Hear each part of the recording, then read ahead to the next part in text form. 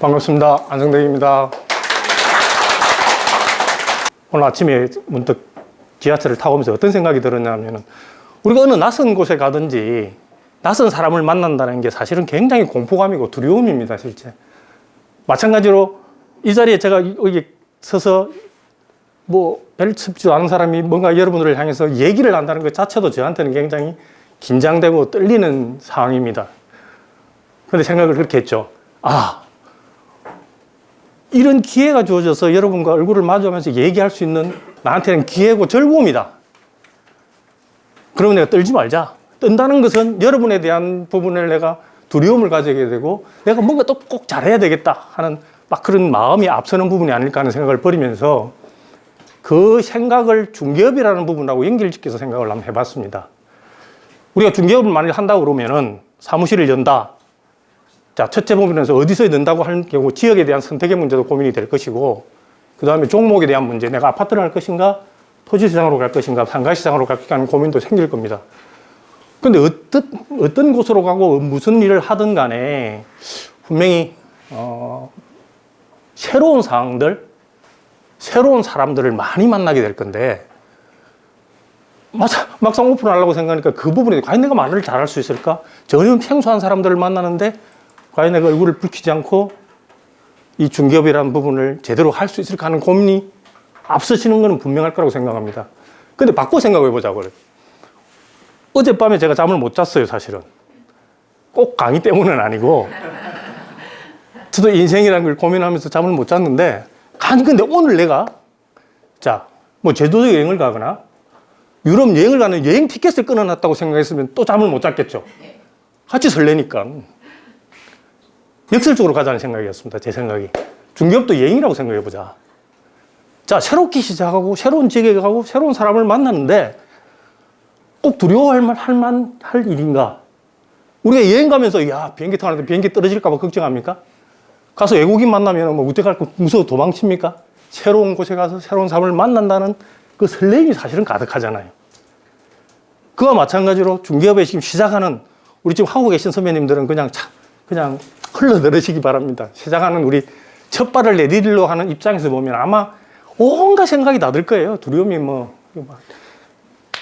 만사가 그렇죠. 근데 그걸 역설적으로 한번 바꿔보자는 얘기죠.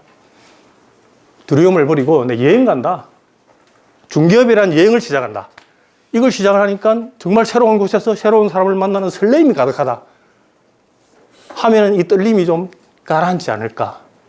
오늘 제 강의 시작도, 강의라고 하기는 제 얘기 시작도 그런 마음에서 내가 여러분한테 떨기보다는 즐거움으로 내가 이런 자리에 설 수 있는 행복감으로 한번 얘기를 하면은 조금 덜 떨리지 않을까. 그래도 떨리네요, 사실은. 그래도 떨리는 건 사실인데 그런 마음으로 시작을 하고자 합니다.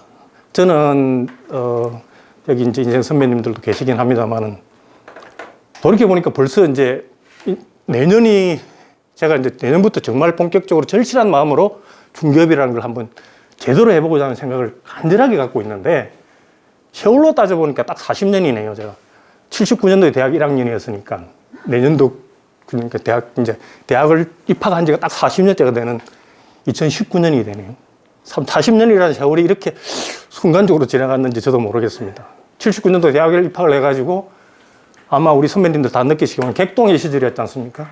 11.6 사태 나오고 박정희 대통령 돌아가시면서 전두환이라는 인물이 나오고 그런 객동의 시절을 겪으면서 이 제도 자체도 중개업이라는 것도 공인중개사가 좀 정착을 하기 시작하고 건국대학교 부동산학과 이런 것도 그때 당시에 생기기 시작하고 과연 이제 부동산이라는 게 앞으로 이렇게 전문화될 수 있는 시대인가 하는 고민이 드는 시절이었고 관심도 갖고 있지 않았던 시절이었죠, 사실은.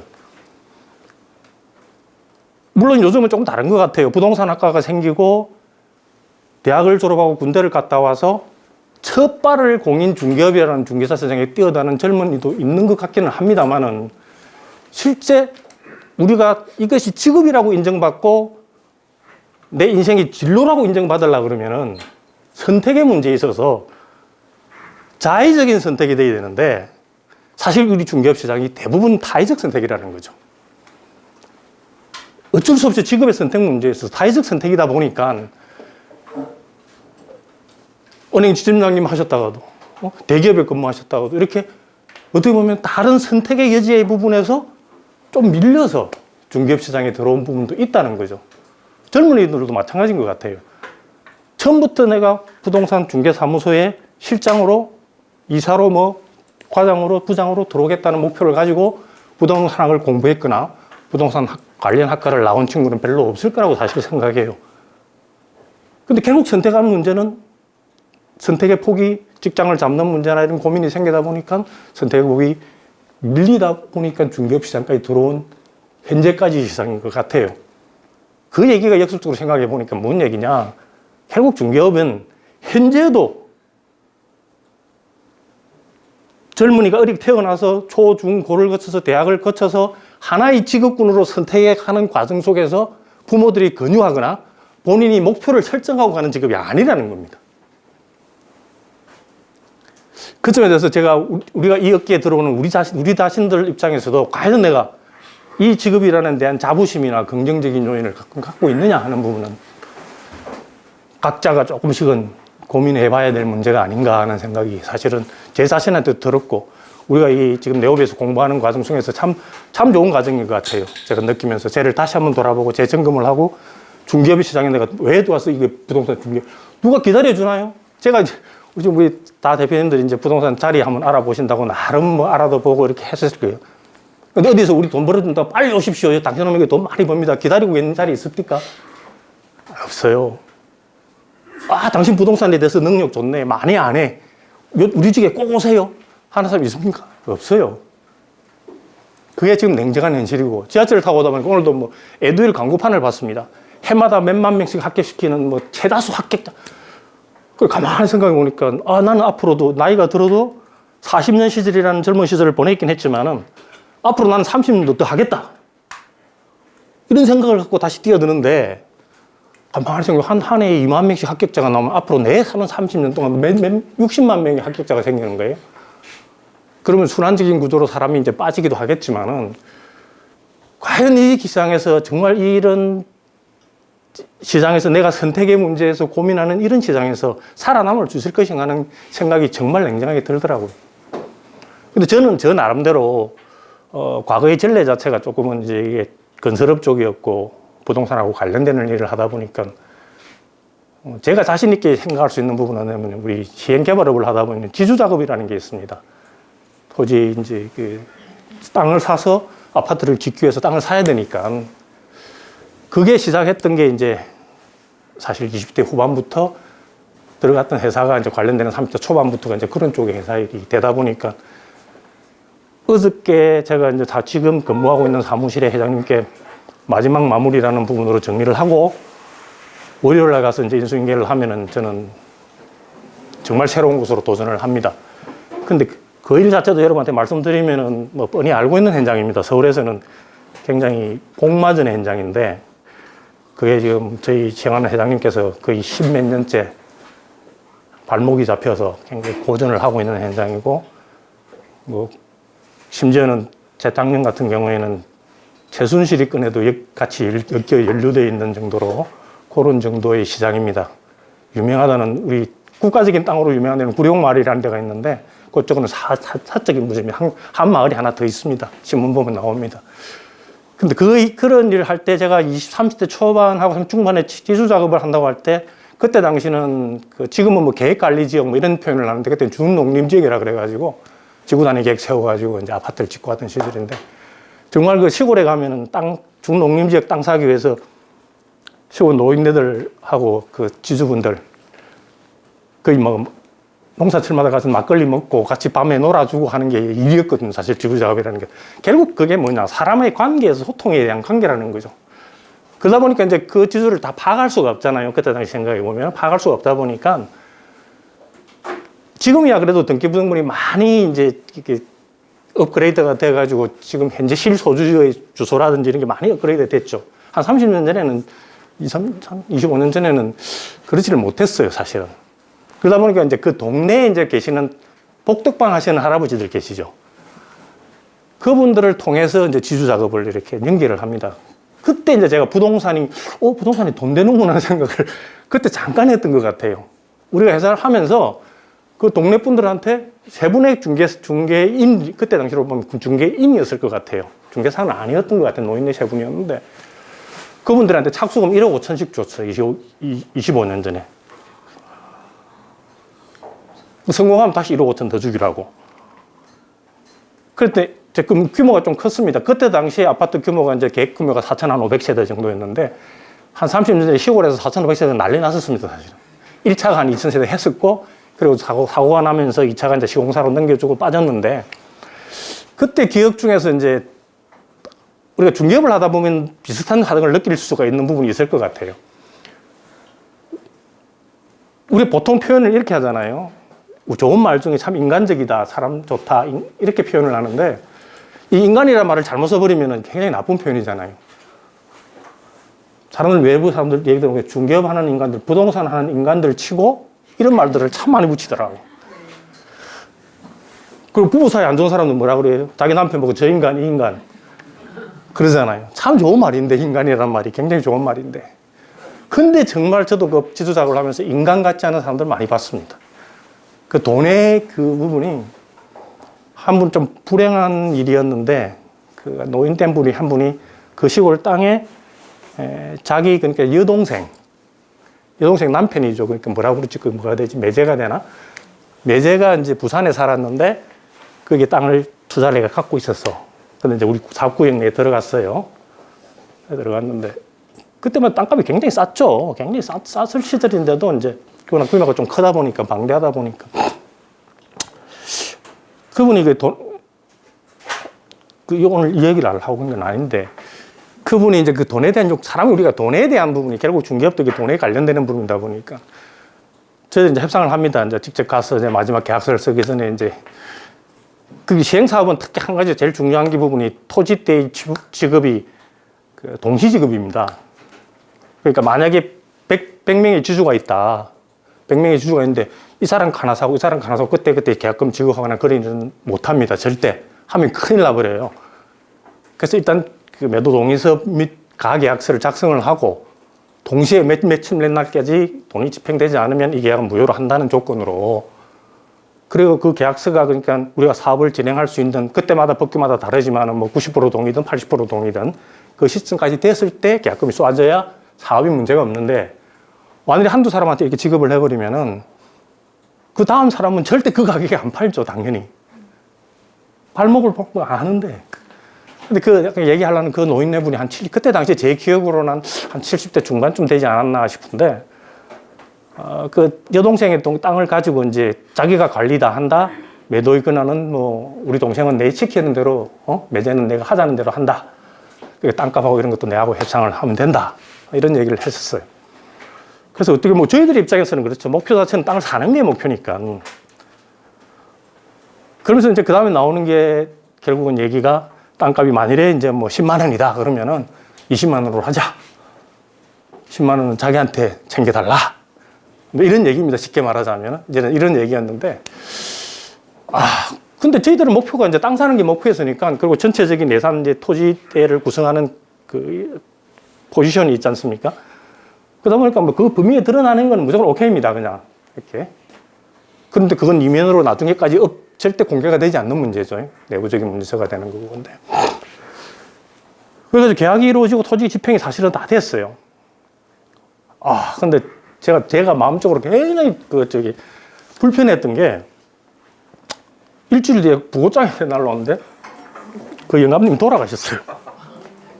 그 돈을 장난쳤던 영감님이. 알고 보니까 아침에 새벽에 논에 나갔다가 그 촌길에 이제 도로에 건너오시다가 그 교통사고로 이렇게 돌아가신, 급하게. 근데 그 돈을 아마 제가 그 통장 개인적으로 다른 통장으로 이렇게 돌려서 회사에서 지급한 게 한 2, 3일 됐었나? 그래서 물론 생각은 그렇습니다. 그게 물론 생각이 나름이겠죠. 그건 나름이긴 한데, 그런 일 당하고 보니까 그 돈이 뭐라고 하는 생각이 갑자기 이렇게 막 이런 생각도 들었고, 그런 상처도 한 번 있었고, 한 번은 이제 우리 부동산 중개 앞으로 이제 계약사하고 관련되는 부분입니다. 제가 큰 실수를 하나 했었어요. 그때는 뭐 중개인을 끼고 계약한 게 아니고 직접 이제 제가 쓰는 건데, 각각 다이렉트로 붙어서 이렇게 계약을 쓰는 상황인데, 아버지 땅인데 약간 이제 촌에서 이렇게 아버지 땅 갖고 좀 논팽이로 노는 애들 있잖아요. 결혼하고 막 차도 좋은 거 사고 막 이렇게 있어. 그 시절만 해도 뭐, 여기, 그때 뭐였다? 스텔라 가면 최고 좋은 차였어요. 스텔라 가면 진짜 좋은 차였는데, 제 기억으로는 그 땅값이 그렇게 비싸지 않았어요. 2억 3,900인가를 주고 이제 계약을 하는 그 조그만 앞에 이제 들어가는 입구 땅이었어요. 2억 3,900인가 땅이었는데, 잘 썼어. 계약은 우리 한글로 2억 3,900 쓰고, 아라비아 숫자를 2억 9,300으로 썼거든요. 밑에. 제가 그냥 순간적으로 그냥 그때는 뭐 이렇게 타이핑하는 게 아니었으니까 들고 와서 직접 앉아서 이렇게 쓰는.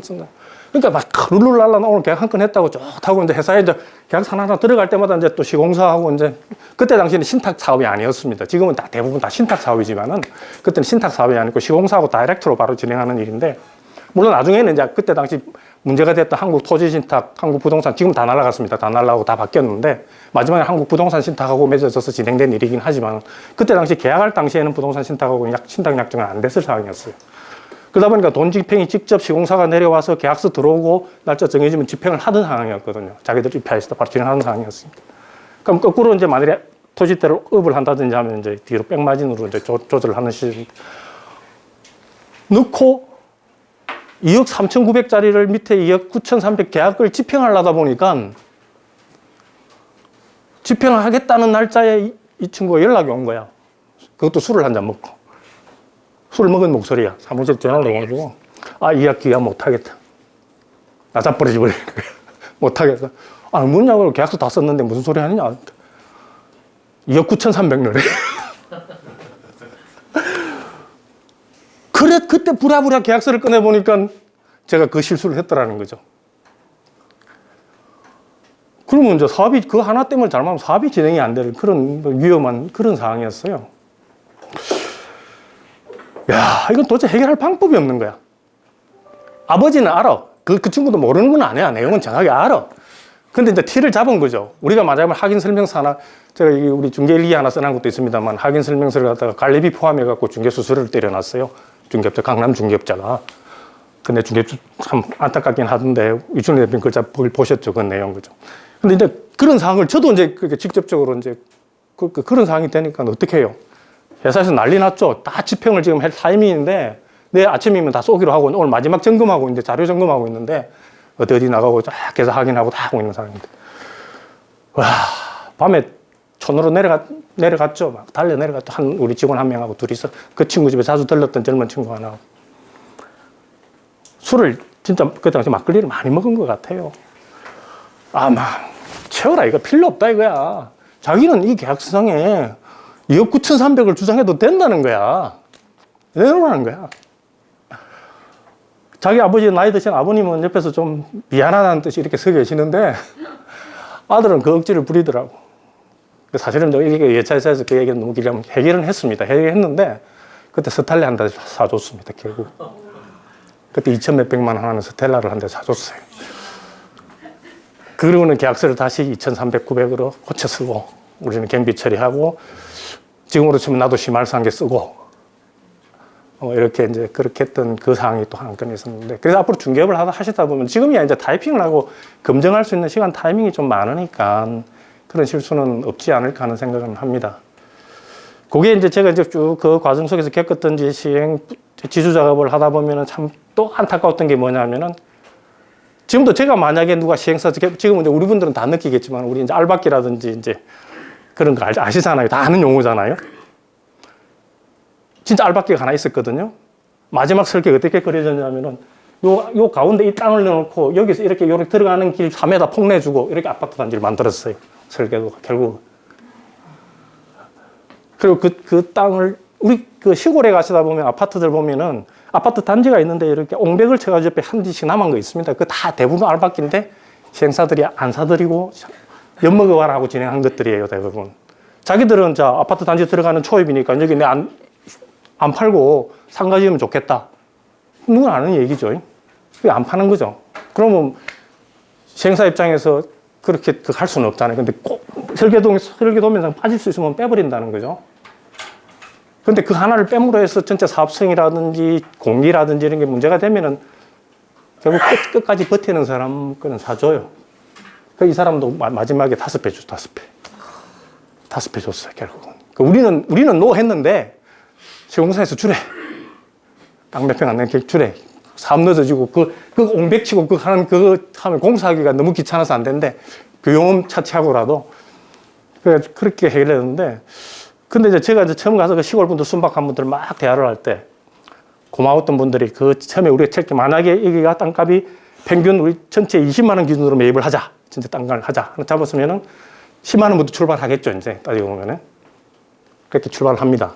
근데 정말 순진한 분들 있죠. 땅값 한 2, 3만 원 하던 짜리 10만 원 준다 그러니까 감사합니다 하고 합니다. 가서 형님 고맙습니다. 뭐 진짜 쉽게 말하면 3천 뭐부터 시작해서 막 이렇게 친해지죠. 그리고는 그 한 동네로 가는 마지막 이 동네가 거의 앞에 이제 땅 다 들어오니까 여기 이제 그 노인회관도 하나 지어주고 뭐도 해주겠다 하고 막 그런 약속하면서 이제 이렇게 동의를 받죠. 지내놓고 보니까 그 최초에 이렇게 협조해 주신 분들한테 마음이 너무 미안한 거 있죠. 10만 원 주고 파신 분들 나중에 다른 사람은 30만 원 받았거든요. 그 다음부터. 근데 그렇다고 해서 내가 20만 원 더 들고 와서 줄 수는 없잖아요. 혹시라도 이제 앞으로 우리는 뭐 그런 일을 안 당하겠죠. 만약 시행부지나 본인이 투자한 땅이라든지 이런 부분에 대해 보면은 배짱들을 어떻게 하냐면은 보통 이렇게 던지죠. 막 죽어도 안 팔아. 죽어도 안 판대. 죽어도 안 판대. 자기 죽으면 아들이 팔겠죠. 뭐. 왜 안 팔겠어요? 팔겠죠. 근데 죽어도 안 판다는 사람 치고 사실 안 파는 사람 없습니다. 정말. 용산에서 그 오피스텔 부지, 지금 도시형 생활주택 부지 하나 할 텐데, 그 지주분을 만나러 내려가면서, 그때는 이제 중개업을 할 때입니다. 제가 시행사 쪽에 오히려 의뢰를 받아서 제가 이제 그 작업을 해드리고 있는 상황이었는데, 그분이 보령분이셨어요. 보령분이셨는데, 정말 우리 그 허운 대표님 안 오셨네. 땅 거지 같습니다, 진짜. 정말 땅 거지 같습니다. 아무 쓸모싸기도 없어요. 들어가면 공록들도 이렇게 좋고, 집도 사람이 그냥 나에다 가지고 완전히 막 재개발도 할 수 있는 전체적인 재개발 구역 자체가 아니고, 그 맵 얼마 되는 재개발 할 수 없는, 이거 누가 해서 그 몇백 평 개발해 주지 않으면 쓸모가 정말 없는 땅이에요. 다시 재축도 할 수도 집도 못 지어. 근데 죽어도 안 판대. 자기 미래를 위해서 투자해놓은 그래. 죽어도 안 판대. 어제 사서 내려갔죠. 보령을 갔더니만 그분이 이제 정미소를 하고 계신 분이셨어요. 근데 부분 두 분 다 서울에서 한 번 여자 사모님은 그 관세사 사무소 근무하던 분이었고, 그 사장님은 그분도 내나 뭐 어떤 법무상가 어디 근무하던 분이셨어요. 근데 다 정리하고 나이도 우리보다 기껏 아마 김태동 선배님 정도 나이 정도 되신 한 2, 3년 저보다 그때 당시 좀 우위라고 생각했는데 그렇게 위기는 아니었던 것 같아요. 그 시골에 이제 자기 처갓집이 장인어른이 하던 정미소를 받아서 이제 내려가서 이렇게 시골로 정착하자고 하신 분인데, 첫날 갔더니만 쳐다도 안 보더라고. 자기 일 하고 고춧가루 빻고 뭐 이런 쳐다도 안 보는데. 그래가 하루 종일 있었죠. 그러다 그 동네 구경하고 보령 바닷가에도 나가보고 뭐 이렇게 나갔다가 저녁에 이제 자기 바빠서 쳐다도 안 보더라고. 또 뭐 저녁 때 또 가니까 문 쾅 닫아버리더라고. 가라고. 만날 이유 하나도 없다고. 그런 반복적인 부분을 7번 내려갔었습니다. 그 집에. 7번 내려갔는데 가니까 한 5번째인가 가니까 배 안 고프냐고, 밥 먹고 가라고, 들어오라고. 그때부터 이제 말이 이제 좀 되기 시작하죠. 안사장 고집도 참 대단하구만. 내가 안 판대잖아. 얼마 줄 건데? 그 다음에 나오는 말이 결국은 얼마 줄 건데? 억만금 줄래? 그러더라고요. 저야 억만금 드리면 좋겠죠. 근데 이 건설회사에서 억만금 주고 사지를 사와야 뭐 알라 살 겁니까? 그 억만금 주면 못 사는 거니까. 요렇습니다. 설명만 하고. 그래, 어차피 지금 이제 뭐, 제가 볼 때는 저도 이 땅 사기는 틀린 것 같습니다. 사장님뿐만 아니고 대여섯 명 지금 쏙을 썩입니다. 팔 사람 없는 것 같아요. 근데 포기합니다. 그냥 오늘 왔으니까 밥이나 주이소. 그러고 밥 먹고 그냥 올라왔습니다. 그래도 또 포기하면 안 되죠. 또 내려갔죠. 네, 또 내려가서 하니까 그때부터는 이제 얘기를 털어놓기 시작합니다. 사실은 하는데, 그렇게 사장님 진짜 사실은 이게 제가 볼 때는 참 굉장히 지주분 입장에서는 기분 나쁘실지 모르지만, 이거 땅값으로 치면 사실 이게 말이 안 되는 얘기 아닙니까? 우리가 지금 제시하는 가격조차도 사실 저는 말이 안 된다고 생각합니다. 근데 용산이라는 곳이 변화되고 이제 바뀌어가는 곳이니까 또 이제 그럴 수 있겠다 생각을 했는데, 근데 참 그러고 나니까 그분이 나쁜 분이 아니어서 참 좋은 분이셔서 사실은. 지내놓고, 물론 이제 계약을 했기 때문에 좋은 분이라는 얘기는 아니고, 지내놓고 보니까 참 굉장히 성실하고 좋은 분이셨어요, 실제. 그러면서 실제로 죽어도 안 판다는 얘기는 무슨 얘기냐면은 자기는 돈이 필요가 없었어. 실제 돈이 필요가 없었어요. 그리고 그냥 막 그거는 어차피 나중에 용산도 변할 것이고, 놔주면 애들 거 안 되겠나? 굳이 지금 팔고 싶은 생각 없다. 너무. 근데 내가 당신 성의를 보니까 참 미안하다, 이제는. 내가 좀 미안하다 이러더라고. 우리 강의하시면 그러잖아요. 고객을 미안하게 만들어라. 서비스를 하고 하는 분. 그분이 이제 미안하기 시작하시더라고. 그래서 사실은 이제 계약을 했어요. 근데 그 다음 참 화끈해요. 계약 딱 하면은 우리가 말하는 인정. 그럼 형님, 내가 그때 근데 형님이라고 불렀죠. 형님, 그럼 얼마요? 그럼 잠깐만, 만일에 이건 5억이다. 그럼 평당 이렇게 계산해서 이렇게 계산하는데, 내 사실 여기 하는데 작업하는데 제 혼자 왔다 갔다 하지만 여기 전체 작업하는 팀이 4팀이 있다. 4분의 1이다. 그래? 오케이. 그리고 그때 그분한테 이제 2천을 받았죠. 내 수수료를 2천을 받았죠. 2천을 받고 마무리를 지었습니다. 그분도. 그 다음부터 그분이 어떻게 했냐면 팔았는데 다시 사달래. 그래가지고 그 용산에 또 집 단독주택 하나 8억짜리도 하나 사드렸죠. 그때는 차마 인정 작업은 못하고 그냥 받는 대로 수수료 받고 이렇게. 그 지금도 제가 안산에 살다가 이사 오기 요동탄으로 이사 오기 전까지는 해마다 되면 뭐 쌀도 보내주시고 고춧가루도 한 번씩 보내주시고 이랬었는데 요즘 연락을 못하고 지내는 분위기도 하고 그런 이제 좋은 관계. 우리 이런 시골에서 느끼면 우리 이충일 대표님 너무 잘 아실 거라고 생각을 합니다.